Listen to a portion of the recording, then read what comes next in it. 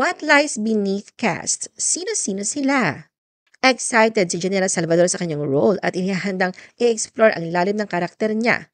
Sa media ko ng serye, sinabi ni Sue Ramirez na agad niyang tinanggap ang pagkakataong maging bahagi ng proyekto matapos itong marinig mula sa kanyang matalik na kaibigan na si Charlie Dizon. Ibinahagi ni Kyla Estrada na pareho rin ang kanyang nararamdaman. Tinawag pa niyang meant to be ang kanyang papel sa serye.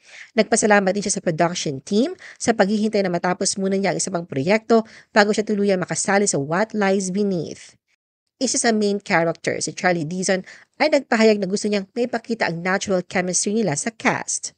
Ani J. Cuenca, ito na raw ata ang loneliest role yet na gagampanan niya na nagpapahiwatig na ang karakter niya ay may malalim na emosyonal na pakikibaka. Kabilang si J.M. de Guzman sa lead actors na nakatakdang magsilbing mahalagang bahagi ng suspense and mystery.